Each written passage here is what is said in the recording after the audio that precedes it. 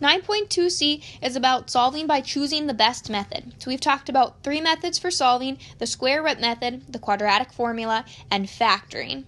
So just a reminder about when we are solving a quadratic equation, we're looking for the solutions. So the solutions are the same thing as our x-intercepts. So we could have, for example, like our first graph, we could have 2 x-intercepts and 2 solutions.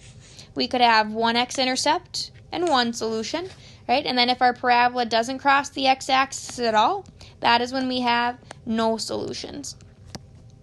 So there are a couple of questions we want to ask ourselves when trying to figure out which method is best or most efficient to solve. So normally you can use all 3 or at least 2 of the methods to solve a problem, but it's all about which one is the most efficient, which one's going to be fastest and make the most sense for you. So we want to ask ourselves some questions. So when we start with our standard form, ax squared plus bx plus c equals 0, if we're looking at that form and we have a bx term, if there's a bx term, we want to ask ourselves, does it factor? Right? Does it factor? Are we able to find 2 numbers that multiply to be a times c and add to be bx? If the answer to that is yes, then solving using our box method by factoring is our best bet. Our second method, if it's got that bx term, but it doesn't factor nicely, so we don't have 2 numbers that can multiply to ac and add to bx, then the best bet is the quadratic formula. Odds are you're going to have some type of radical or a decimal as your answer when the quadratic formula is best. Last but not least, if we start off with a quadratic that doesn't have a bx term, so for example we have ax squared plus c equals 0, well, then, since it doesn't have that bx term, we can use that square root method to solve. So we're going to ask ourselves these questions to figure out which method would be the best to solve a couple of problems. So looking at example 1, x squared minus 2x minus 15 equals 0. Well, it's got a bx term, right? It's got bx is negative 2x, so automatically we know we can't use a square root method. So we either want to use factoring or the quadratic formula. Well, let's try factoring first. Well, we would want 2 numbers that multiply to be a times c, which is negative 15 in this case, and add to be negative 2x. Well, negative 5 times 3 is negative 15. Negative 5 plus 3 is negative 2. So since this problem factors really nicely, the box method, right, or factoring, will be the easiest or most efficient way to solve this problem. So I'm going to go ahead and fill out my box. I got my negative 5x and my positive 3x, and then I'm going to ask myself what my greatest common factors are. Well, x comes out of x squared and 3x. Negative 5 comes out of 5x and negative 15. X comes out here. 3 comes out of 15 and positive 3x. So we have the factors x minus 5 times x plus 3 equal to 0. So we're going to figure out, well, what x values would make that true. Well, there are 2 possible cases, either x minus 5 equals 0 or x plus 3 equals 0. And when we solve, our 2 solutions or 2 x-intercepts are x equals 5 or x equals negative 3. And those are our 2 solutions, so those are our answers. So this is exactly how we solved in Unit 7 and Unit 8. Let's look at another example. So example 2, we have x squared minus 15 equals 35. Well, looking at this example, notice that we don't have a bx term, right? So since there's no bx term, we can use the square root method. So let's go ahead and use that square root method. Well, we need to isolate x squared, so I'm going to get my 15 out of there by using my inverse operations. Add 15 to both sides.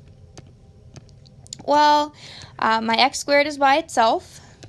35 plus 15 gives us 50. When x squared is by itself, we can take the square root of both sides. Square root of x squared is just x. Right? 50 isn't a perfect square, but we can break it down into 25 times 2, which would leave us with a group of 2 5s and a 2. So we will have a 5 that comes out of our radical and a 2 that's stuck inside our radical. Don't forget your plus or minus. It could be a positive 5 square roots of 2 or a negative 5 square roots of 2. We're going to have you round your answers to the nearest tenth. So when you type that into your calculator, you'll find out that x could be a positive or a negative 7.1. And that is our solution. Right, so again, since we didn't have that bx term, our square root method ended up being the fastest. Let's look at one more example. So we have 2x squared plus 1 equals 5x. Well, we do have a term, a bx term, so we can't use a square root method. So I'm going to rearrange this really fast. Remember, we always want to start off with our problems equal to 0. So when I rearrange this, I'll get 2x squared minus 5x plus 1. So this would be a good time to pause the video and see if you can factor this.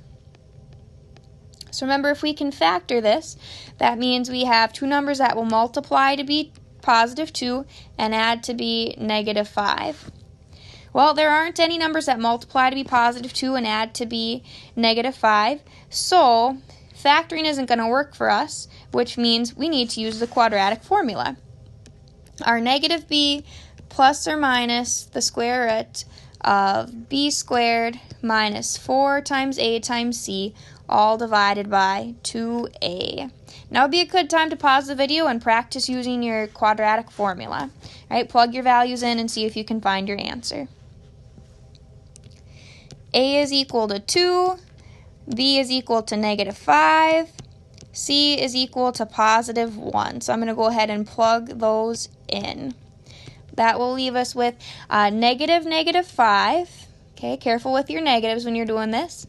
Plus or minus the square root of b squared, so negative 5 squared, minus 4 times our a value of 2, times our c value of positive 1. And again, we are dividing all of this by 2 times a, so 2 times 2. Well, I'm going to simplify some of this. Negative 5 squared is 25. Negative 4 times 2 times 1 is negative 8. Alright, so let's see what we have. A negative 5 is positive 5, plus or minus the square root. Well, 25 minus 8 leaves us with 17. And in our denominator, 2 times 2 is 4.